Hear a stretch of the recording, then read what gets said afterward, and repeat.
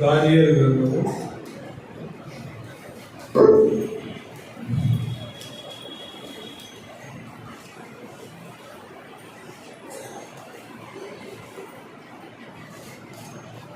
మొట్టమొదటి అధ్యాయము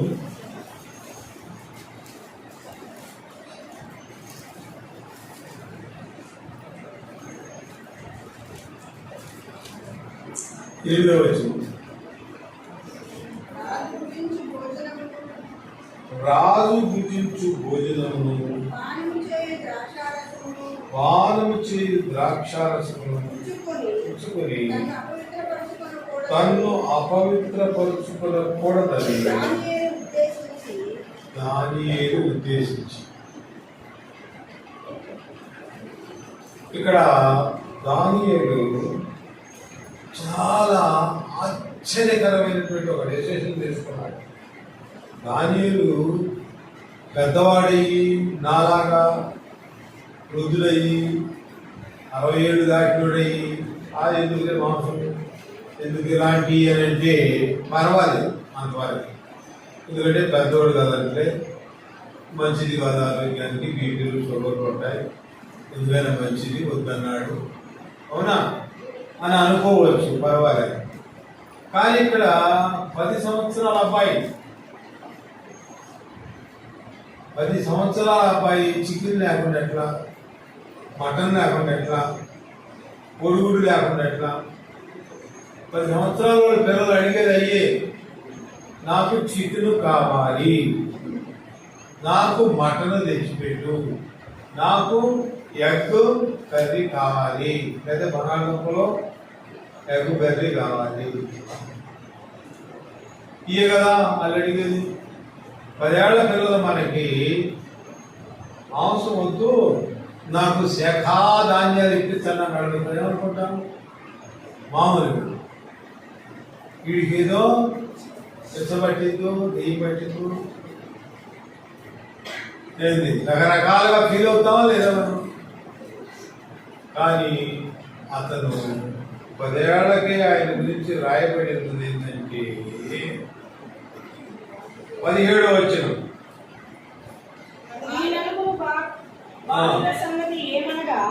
దేవుడు వారికి జ్ఞానమును సకల శాస్త్ర ప్రవీణతయు వివేచనయు అనుగ్రహించెను. మరియు దానియేలు సకల విధములకు దర్శనములను స్వప్న భావములను గ్రహించు తెలివిగలవాడై ఉండెను. అది ఇక్కడ సకల శాస్త్ర ప్రావీణ్యత ఉందంట ఈ నలుగురికి. వీళ్ళలో ప్రత్యేకంగా దానియేలుకి ఏముంది? సకల విధములకు దర్శనములను స్వప్న భావములను గ్రహించు తెలివిగలవాడై ఉన్నాడు. సకల విధములైన స్వప్నాలు, దర్శన భావాలు, దర్శనాలు రాకుండా ఎవరికి ఉండవు. కళలు రాకుండా, కళలు మాకు రావండి అనేవాడు చేయొద్దని నేను కూడా హ్యాపీ ఫీల్ అవుతాను. ఎందుకంటే ఈ మధ్య నాకు రావట్లేదు. ఇవరకు వచ్చి ఈ మధ్యలోనే మానేసి ఈ కళలు ఇదివరకు తెగ వచ్చి కళ నాకు ఎప్పుడు రాలేదని అని చెప్పాడు ఎవరన్నా? ఎవరు చెప్పలేదు. ఎందుకంటే వస్తూ ఉంటాయి. అధికముగా విస్తారమైన పనులు చేయడం వల్ల స్వప్నములు పుట్టినది మనకి ప్రసంగిలో ఉంది 7వ అధ్యాయం. అట్లనే ఇప్పుడు రాత్రి అంతా నువ్వు పగలంతా నువ్వు పనిచేస్తున్నావు, పొలంలోకి వెళ్ళి కలుపు బీగుతున్నావు అనుకో, రాత్రి పూట కూడా తింటూ ఉంటావు. పొలంతా చపాతీలు చేస్తానే ఉన్నావు అనుకో, రాత్రి పూట కూడా ఎట్లా ఉంటావు పడుకొని. ఎందుకంటే అది కళ వచ్చింది, మనం ఏం చేయలేము. వాటిని జనరల్గా అందరికి వచ్చింది. కొంతమందికి వస్తాయి కొన్ని రకాల కళలు. ఎవడో పరిగెత్తుతూ ఉంటాడు పట్టుకోవడానికి ద్వారా. కొంతమంది అయితే ఎగిరిపోతారు పరిగెత్తి. వాటిని ఫ్లయింగ్ డ్రీమ్స్ అంటారు. ఏమంటారు? ఈ ఎవరికైనా వచ్చినాయా ఎగిరిపోతున్నాయి, ఎవరన్నా ఎండబడుతుంటే పట్టుకుంటుంటే దొరకకుండా పైకి ఎగురుతున్నట్టు వస్తాయి, పారిపోతున్నట్టు. కొంతమందికి డైరెక్ట్గా దయ్యపు కళలు వస్తాయి, పైనూరు కూర్చొని ఒత్తుతున్నట్టు.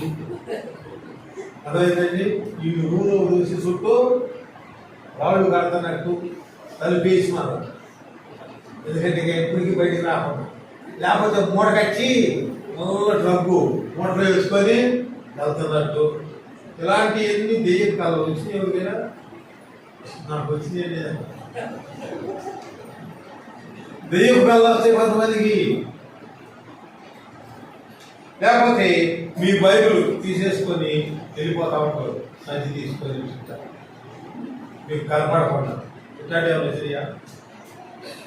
లేకపోతే ఇంకొంతమందికి వస్తాయి, బాగా తింటా ఉంటారు జిలేబు, లేకపోతే ఇంకేదో తిని తిని తిని తింటనే ఉంటారు కళ్ళు.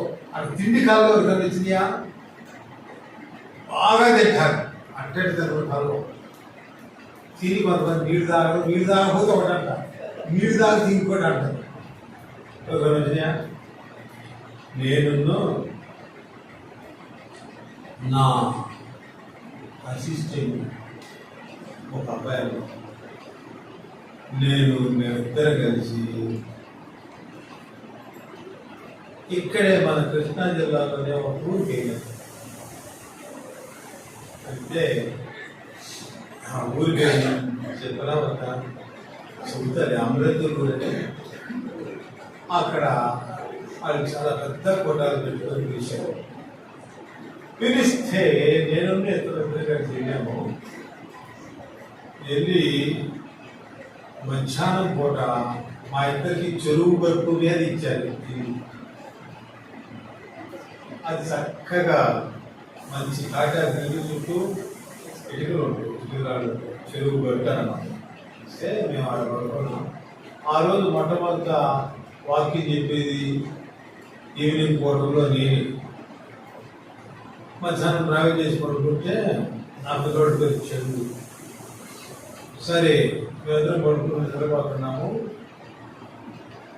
నాకు ఒక కళ వస్తుంది. కళలో చాలా మంచి చీర కట్టుకొని గ్రీన్ చీర, ఎర్ర అంచుంది, అద్భుతమైన గుర్తు, ఎంత గుర్తు పెట్టుకుంటుంది, ₹3 కొట్టు పెట్టుకొని బాధలుండి బాగా నటలు ఉంటాయి, పుస్తలు ఉంటాయి. వచ్చి నా మంచం మీద కూర్చొని నేను ఎవరు ఏమని చెప్పి నేను కూడా కూర్చున్నా. కూర్చుంటే ఏడుతుంది. అమ్మ ఏడుతుంది కదా, అమ్మ ఏడుతుంది కదమ్మా, ఎవరమ్మా చెప్పమ్మా, ఏమైందమ్మా, ఎందుకని ఏడుతున్నాం, ప్రార్థన చేస్తానని చెప్పమంటే ప్రార్థన అనగానే ఇంకా పెద్ద ఏడుతుంది. ఇప్పుడు బాబు ఇదేంటి అనుకుని నేను లేచాను. నేను లేచినప్పటికీ నాకు అక్కడ కింద పడుకున్నాడు తెలుగుగాడు. వాడు చదువుతున్నాడు. దేవుడు ఉప్పదగాడు. ఏంటంటే నన్ను తొక్కుతున్నారు దగ్గర అడవురానంట, తొక్కుతున్నారంట. ఇది చాలా కష్టం ఉందని ఈ ఏంద్రా ఈ ఇంట్లో మనల్ని కొడుకు పెట్టారు, మన ఇద్దరం కొడుకున్నారు, లేదు చెరువు పెట్టిన ఉంది కలిసి ఏదో జరిగిందేనా, ఏదో జరిగింది అక్కడ మొత్తానికి. ఎవరో చచ్చిపోవటమో లేదా బలవంతమో ఆత్మహత్యో ఏదో జరిగింది అబ్బాయి రీసెంట్గానే. ఆయన అనుకుంటా ఉండేటప్పటికే 4 అయింది. వాళ్ళు టీ తీసుకొచ్చారు. తీసుకెళ్ళి టీ చేస్తే వచ్చినామని ఆమెను అలవా రాకు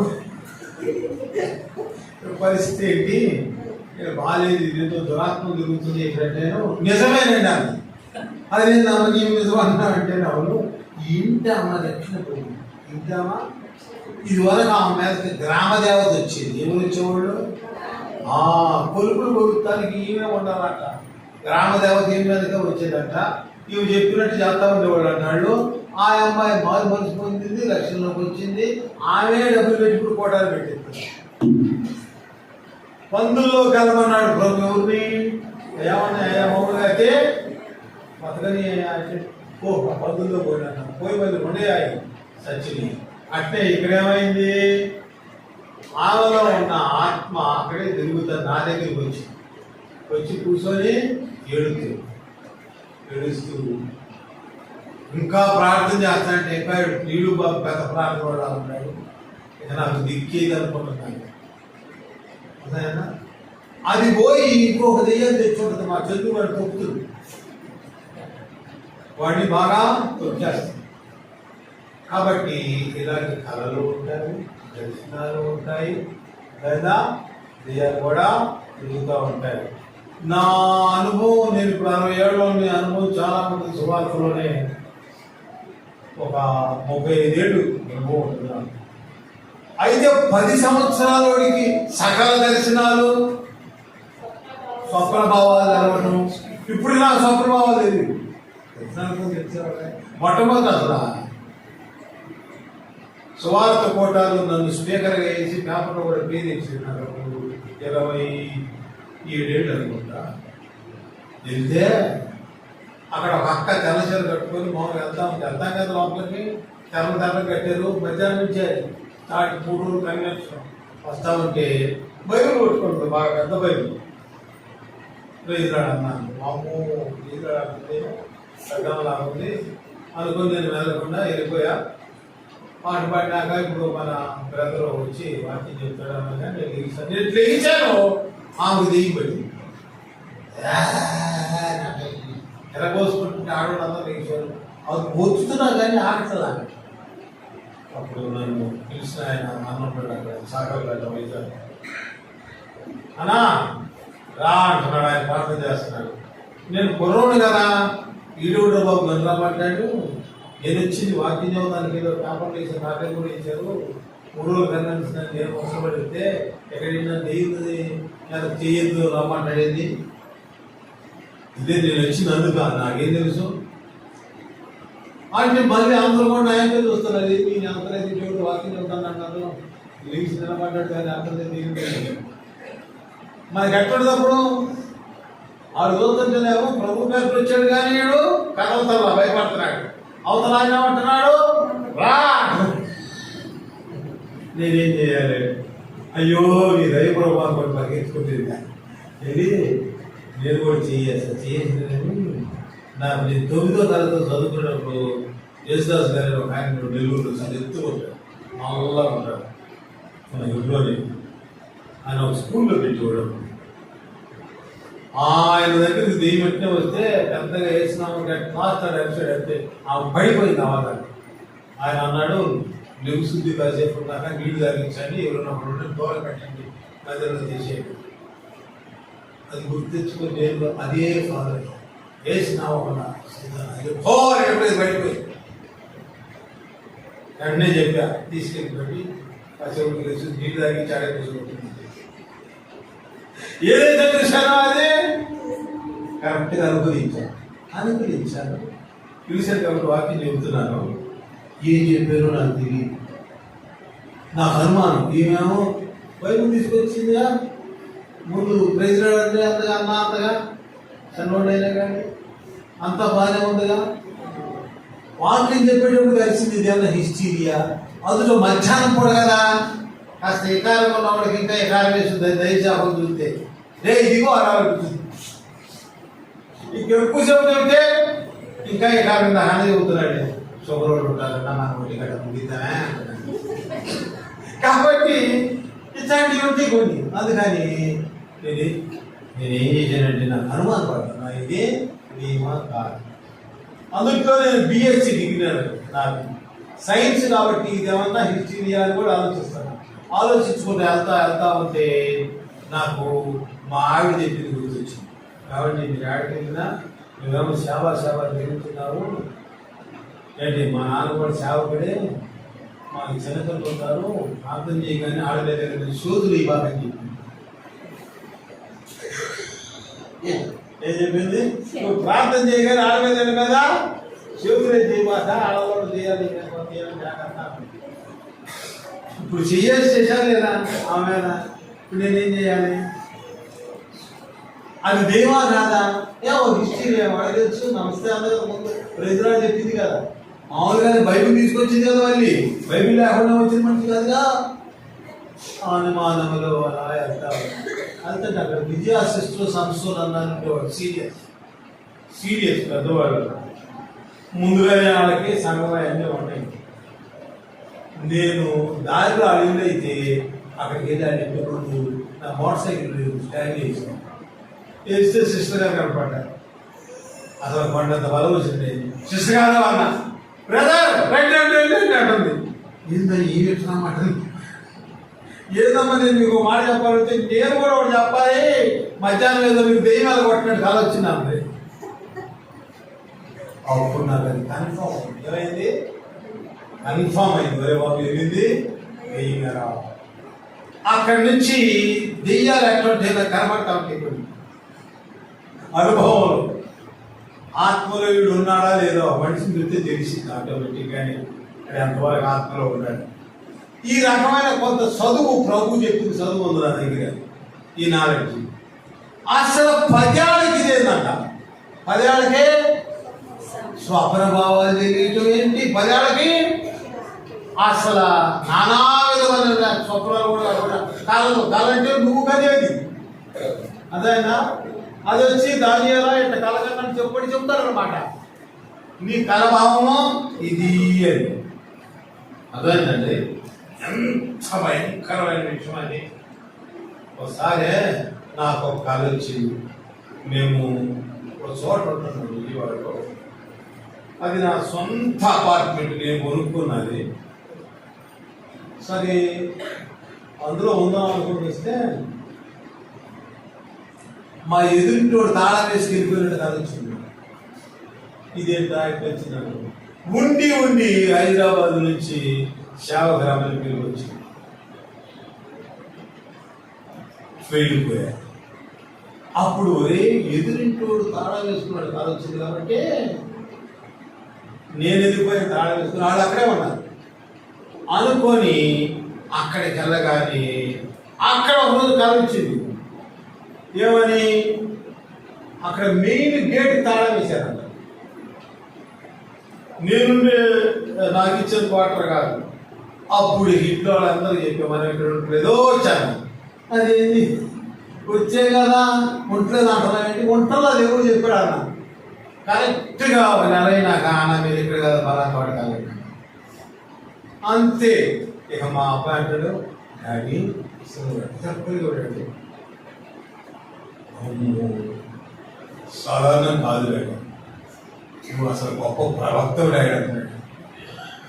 అసలు ఊహే లేదు కదా అని చెప్పగలిగావు. అంటే ఈ కళ వచ్చినప్పుడు ఎదురుచోడు తాళం అయితే మనం వెళ్ళామా, ఆడ గేట్ చేస్తానంటే తాళం వేశారా అంటే మనమేగా వెళ్ళేది. అంటే ఒక కళ బట్టి ఇంకొక ఊహించుకుంటున్నా. అట్లా కొంత కళ భావం తెలుస్తా ఉన్నా కొన్ని. అది ఎప్పటికి ఎన్నో అనుభవాలు అయినాక ఇక్కడ చిన్నప్పుడు ఏం చేస్తున్నాడట అంటే ఎంత గొప్పడు ఏంటానండి. ఆశ్చర్యకరమైన విషయం ఏంటంటే ఆయన గురించి చూడండి, 5వ అధ్యాయం 11 వచ్చింది చదవండి. నీ రాజ్యంలో ఒక మనుషుడున్నాడు, అతడు పరిశుద్ధ దేవతల ఆత్మ. అది ఏమాత్మ ఉందంట, ఇంగ్లీష్ లో అయితే ట్రాన్స్లేషన్ రాశారు కానీ స్పిరిట్ ఆఫ్ గాడ్, దేవుని యొక్క ఆత్మనే కలిగి ఉన్నాడు. ఆశ్చర్యకరంగా నువ్వు కూడా దేవుని ఆత్మని కలిగి ఉండాలంటే దేవుని ఆత్మలో ఆత్మవిగా ఆత్మవై. అసలు నీ చూస్తేనే ఎదుగుడికి భయపడాలి. నీలో ఆత్మ ఏమన్నాడు, నీలో 2 పాలు ఆత్మ తెచ్చే అంటున్నాడు. అది చాలా కష్టతరమైంది. నిన్ను చూస్తే కూడా అట్లే ఉండాలి. వామ్మో సాధారణ భక్తిపరులు కాదు. ప్రార్థన చేసేటంటే అడిగిందంతా దేవుడు ఇస్తాడు. అదేనా, నిన్ను చూసిన వాళ్ళు, నీ ఇంట్లో వాళ్ళు మమ్మీని డిస్టర్బ్ చేయకూడదు. ప్రార్థన చేస్తే మనకేదైనా జరుగుతుంది. అదైనా డాడీ వ్యతిరేకంగా మాట్లాడకూడదు, చాలా ప్రాబ్లమ్స్ వస్తాయి. డాడీ వద్దు ఉండరా ఇంట్లో ఉండిపోవాలి, బయటకి వెళ్తే ఏమైందో తెలుసు నీకు అని చెప్పుకునేటట్టు ఉండాలి పిల్లలు వాడు. అంటే నువ్వు ఎక్కడ ఉండాలి, దానియేలు వలె. అంటే నీకు ఏముండాలి, పరిశుద్ధ దేవతల ఆత్మ నీలో ఉండాలి. ఓరకేదో మనం భక్తి చేయటువంటి చెప్పుకోవడం కాదు. ప్రార్థన చేసామంటే దేవుడితోటే మనం ఉండాలి, అంతే. మనం ఏమడిగితే అది ఇవ్వాల్సిందే. దేవుడు రూలే, దేవుడే పెట్టిన రూలు. అంటే ఆయన నమ్మకం ఏంటి, నువ్వేదో చండాలపై అడగవని, నువ్వేదో చండాలపై అడగవు, మంచి అడుగుతావు. నువ్వేదైనా సరే నేను ఇవ్వడానికి సమర్థులు కనుక నా బిడ్డని అడగమని అందాం అన్నాడు. కాబట్టి ఇక్కడ ఏంటంటే చూడండి, దానియేలు మళ్ళీ మనం 6వ అధ్యాయంలోకి వస్తే 10వ వచనం చదవండి. ఇంటి శాసనము సంతకము చేయబడినని దానియేలు తెలుసుకొనినను అతను తన ఇంటికి వెళ్ళి యథాప్రకారంగా అనుదినము ముమ్మారు మోకాళ్ళుని తన ఇంటి పైగది కిటికీలు యెరూషలేము తలుపునకు తెరవబడి ఉండగా తన దేవునికి ప్రార్థన చేయించు వచ్చెను. ఏమవుతుంది? ఆయన స్థుతిస్తూ వచ్చాడు అనుదినము.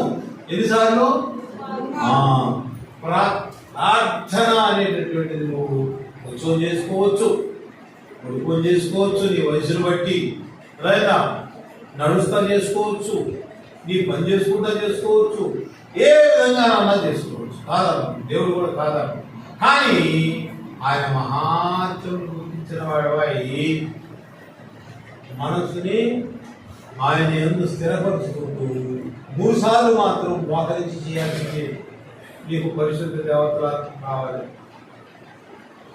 అక్కడ మరణ శాసనం చేశారు. ఏం చేశారు? మరణ శాసనం చేసిన కానీ అక్కడ చేశారా?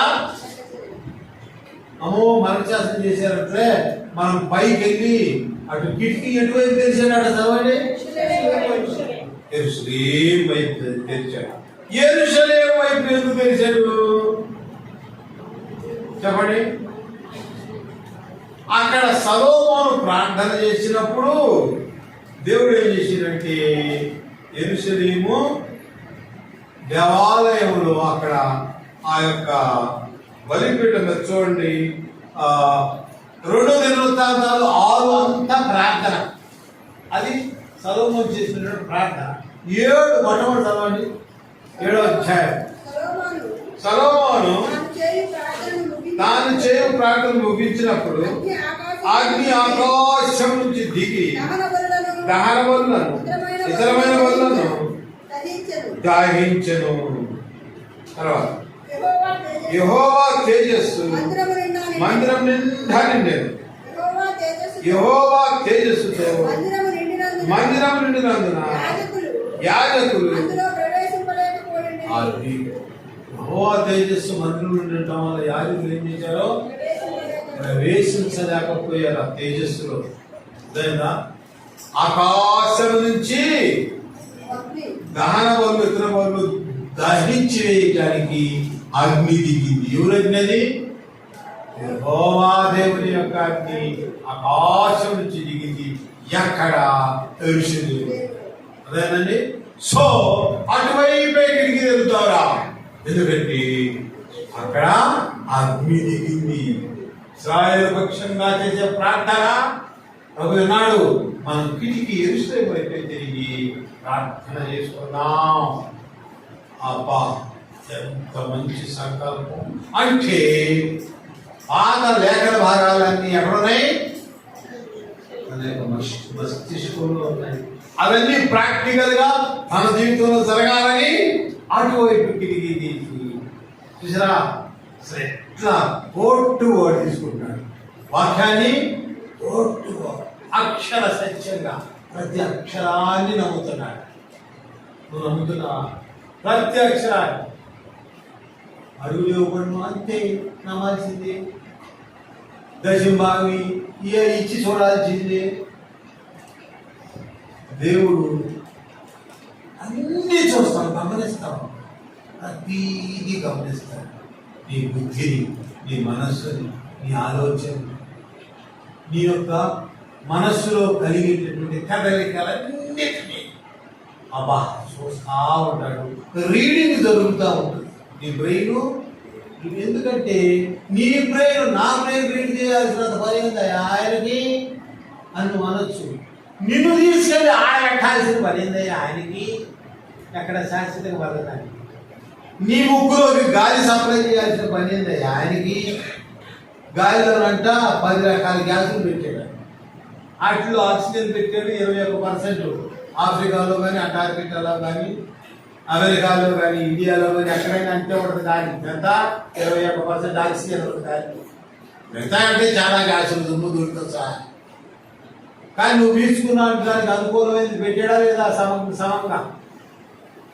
ఎప్పటి నుంచి? ఏళ్ల తరబడి నుంచి ఉన్నది. మరి ఎప్పుడు దగ్గర తర్వాత తెలియదు కదా. సిలిండర్ దొరక బజారంతా తర్వాత అయిపోయి చచ్చిపోవటమే. గాలి కనుక లేకపోతే అందుకని దేవుడు తన యొక్క మహాత్మ్యాన్ని తను కలిగి ఎల్లప్పుడూ ఉంటాడు. ఆయన మహాత్మ్యాన్ని గుర్తించి నువ్వు వర్డ్ టు వర్డ్ నమ్మాలి. బైబిల్ వర్డ్ టు వర్డ్ అంటే ప్రతి అక్షరాన్ని నమ్మాలి, ప్రతి పదాన్ని నమ్మాలి. మరే భక్సింగ్ అన్నట్ట ఒకసారి అడుగుడు వచ్చి కొంచెం లేదు అని అన్నగారి దగ్గర దాకా వచ్చాడు. అట్టొచ్చాడు, కాబట్టి నేను బాగా చదువుకున్నాను, ఎంఎస్సీ వాళ్ళది వాజ్ అవార్డెడ్ ఇయర్ అని అంటే అన్ని అన్నమాట. మంచిది. అయితే చేప మనిషిని మింగటం, అదేమో సముద్రంలో ఉండటం. ఆ రోజు యోనా మీద చెప్పాడంట. ఆ రోజు మళ్ళీ తాకటం, ఇవన్నీ మీరు నమ్ముతున్నారా అన్నారు. భక్సింగ్ గారు ఏమన్నాడు తెలుసా? మనిషే చేపలు మింగి 6 మంది 3 రోజుల కక్కేడు అది బతికే ఉందా కానీ నమ్ముతాను నేను. బైబిల్లో రాసి ఏమన్నాడు? అదే కనుక బైబిల్లో రాసింటే నేను నమ్ముతాను రా బాబు. శాపసంగా తప్పించు. నువ్వు శాపం మింగి 3 రోజులు అయినాక ఏమి అనకుండా అది కక్కే అవ్వాలంటే నేను 100 రూపాయలు నమ్ముతాను అబ్బాయి అని అంటే అంతేనే అంటారా? అది ఏమన్నాడు? అంతే వాళ్ళనే లేదు అంతేనే అంటారా? అంతే. బైబిల్ ఏది కూడా అబద్ధమో ఉంటుంది. అబద్ధం ఉండే పుస్తకం కదా తెలుసుకోవడం. అది అబద్ధాలు రాసే పుస్తకమో. అందువల్ల నువ్వు ఇందులో ఉన్నదన్నట్టు నమ్మాల్సిందే. ఎక్కడెక్కడ పొడులైన సున్నైన ఏమాత్రం కూడా తేడా. దానియేలు కూడా ఆ పాత విషయాలు చదివి కిటికీని ఎరుసలేము తీసి అద్భుతంగా 3 సార్లు ప్రార్థన చేస్తున్నాడు. అందుకని ఏమొచ్చింది? పరిశుద్ధ దేవదూతల ఆత్మ వచ్చేసింది. దానియేలుకి సాధారణమైన అంశం కాదు. నువ్వు వాక్యాన్ని ఉన్నదన్నట్టుగా వాక్యం వింటున్నప్పుడే సహోదరుడా సహోదరి నమ్మినట్లయితే అక్కడి నుంచి స్టార్ట్ అవుతుంది నీ జీవితం. అదేనా? అక్కడి నుంచి నువ్వు అభివృద్ధి చెందుతా ఉంటావు. ఇక్కడ చదివాడు, ఆ విధంగా ప్రార్థన చేస్తున్నాడు. పూర్వీకుల యొక్క ఆ యొక్క జరిగినటువంటి సన్నివేశం దేవుడి అగ్నిలా వచ్చి దిగాడంటే పైగా ఏమంటున్నాడు? అటువైపు చేసే ప్రార్థనని నేను వింటానని చెప్పాడు. అన్నాడా? నా ప్రజలు కష్టం వచ్చిన, ఇబ్బంది వచ్చిన, పాపాలు తగ్గించుకునేటువంటి నేను వెంటనే వింటా. ఆ కమిట్మెంట్ కూడా తీసుకున్నాను. అందుకని పరిశుద్ధ దేవదూతల ఆత్మ ఆయనకు వచ్చింది. కాలంలో దర్శనాలు చెప్పగలుగుతున్నాడు. ఇంకా దానియేలు ఎంత గొప్పవాడు. యోగు గ్రంథంలో కదా, యోగు గ్రంథము 38వ అధ్యాయము 33వ అధ్యాయము. అక్కడ దానియేలు తనకు పూర్వీకుల యొక్క లేఖన భాగాలు చాలా బాగా చదువుతాడు. ఏదో ఊరక 1, 2 చదివి అవగానే ఇక ప్రార్థన చేసుకునే రకం కాదు. నువ్వు ఆదివారం గుళ్ళోనే విని ఇంటికి వెళ్ళి నిద్రపోయేటట్టు ఉంటే కష్టమే. నువ్వు ఇంటికి వెళ్ళి విన్న వాక్యాన్ని ఇవన్నీ మనం ఎలాగా నెమరు వేసుకోవాలని నీలోకి తీసుకోవాలి. ఇక్కడ యోబు 33లో ఏమంటున్నాడంటే, అక్కడ యోబు గ్రంథం అనేది సాధారణమైన గ్రంథం కాదు. ఇది ఎలీఫజు, బిల్దదు, జోఫరు వీళ్ళతోటి యోబు మాట్లాడుతూ ఉంటాడు. యోబు మాట్లాడేటప్పుడు ఇక్కడ సుడిగాలిలో నుంచి యెహోవా దేవుడు వాళ్ళతో మాట్లాడే మాటలు కూడా ఉంటాయి. ఏమంటాయి? సుడిగాలిలో నుంచి యెహోవా దేవుడు మాట్లాడే మాటలు ఉంటాయి. చాలా అద్భుతమైనటువంటి విషయాలు ఉంటాయి కనుక ఇక్కడ 33 ఏమి స్టార్ట్ ఉంది? యోబు దయచేసి నా వాదము ఆలకించుము, నా మాటలు చెవిని పెట్టుము.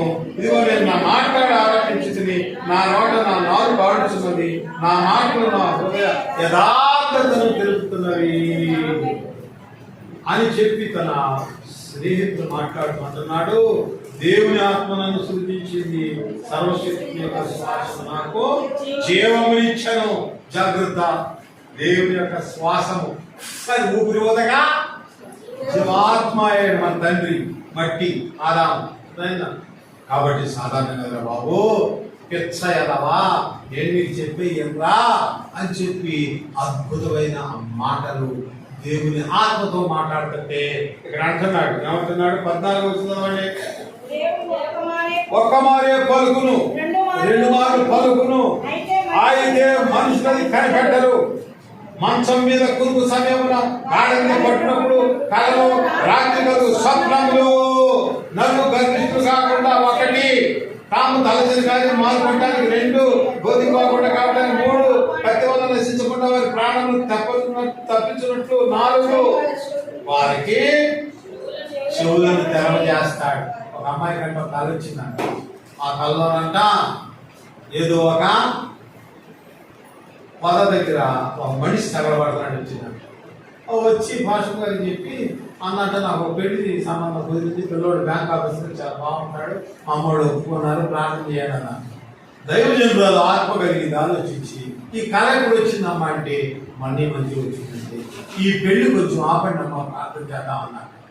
ఇంటికి వెళ్ళి ఆ పాస్టర్ గారు ఇలా అంటున్నారని చెప్పి ఆ యొక్క ఏమన్నా చెప్తూ కుళ్ళిపోద్దులే, మన మంచి సంబంధం కుళ్ళిందని దానికి దీనికి సంబంధం ఏముంది, ఊరుకో అంత పెళ్లి చేసింది. 6 నెలలకి ఆ పిల్ల కిరసనాయి పోసుకుని కాల్చుకొని చచ్చింది. అంతే, పెళ్లి కూడా పిల్లలేదు అంటాడు. తర్వాత వచ్చే ధైర్యం చదవలేదు, అమ్మా నువ్వు ఎట్లా చెప్పావంటమ్మా. చూసారా, ఓ భాష గారు మన విజయవాడలోనే చెప్పకూడదని చెప్పాలి, ఆటోనగర్లోనే పెళ్లి సిద్ధపడ్డాడు. 4 చెట్లు కనపడుతున్నాయి.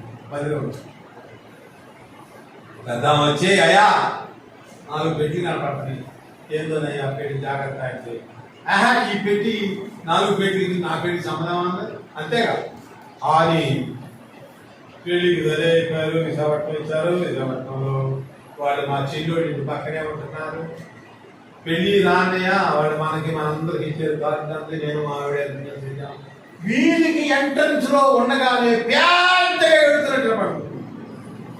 ఎవడు ఆపలేనంత ఏంటురా ఆ శివదేగా మా చెల్లెళ్ళు నానేగా రామంది పెళ్ళిందని నేను రిసెప్షన్కి పెళ్లికి వాళ్ళు వెళ్ళగానే ఏందమ్మా 4 బీచ్కి, వైజాగ్ బీచ్, దొంగ బీచ్ ఇక్కడ ఎంత ఎత్తుందా, మళ్ళీ అలా రాగానే లోపలికి వెళ్ళిపోతారు. ఎందుకంటే డాల్ఫిన్ కొండ ఉంటాం, ఇసుక లోపల నుంచి పోసేసి వీళ్ళు విజయవాడ వాడు సముద్రం తెలియదు వెళ్ళారు.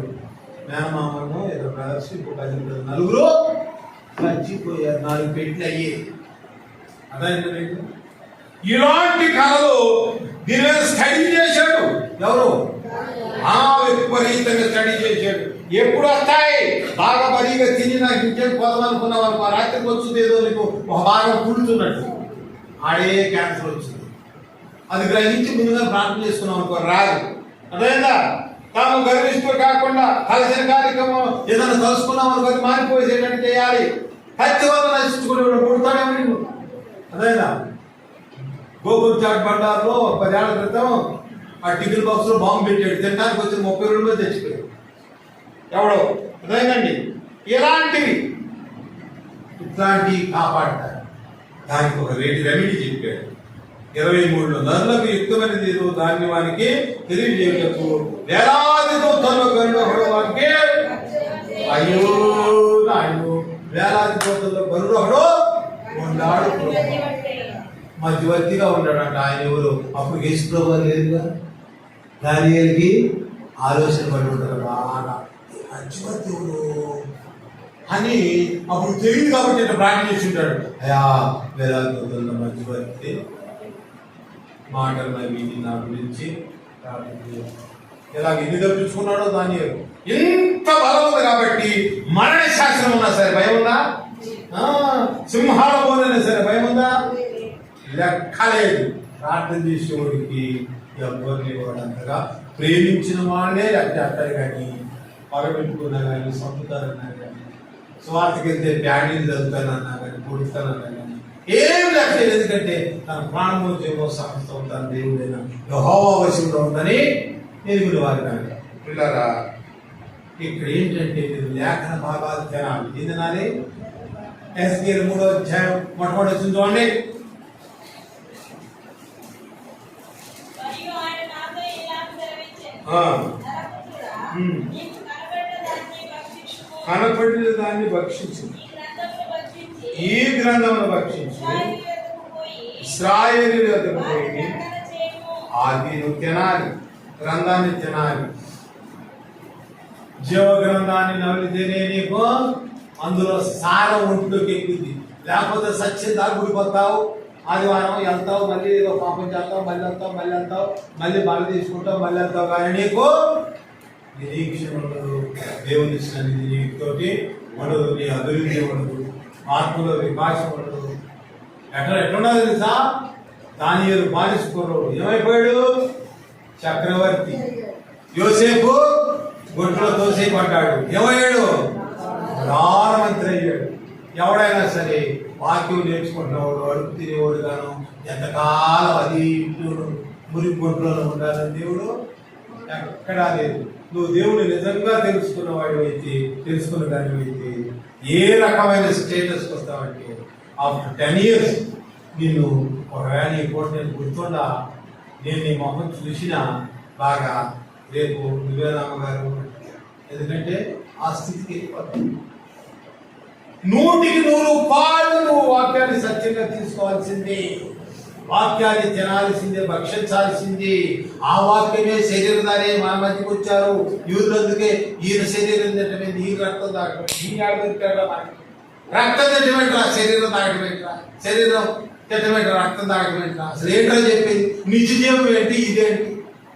ఇది వాక్య మర్మం ఏంటంటే ఆ శరీరమే వాక్యమై మన మధ్యకి వచ్చింది. ఆయన ఆమెనన్నాడు, నీ ప్రార్థనలు ఆమెనన్నాడు.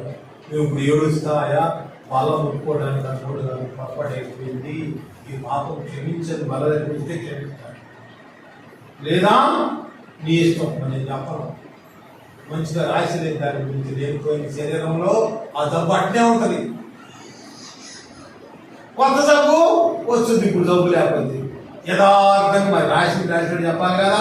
కాబట్టి ప్రార్థన వాక్యమైన నీవుడు మోకరించి నీ పాపములు ఒప్పుకొని నీకు సమాధానం వస్తేనే వల్ల తీసుకోవడం హెచ్చరిస్తూ ముగిస్తున్నాను.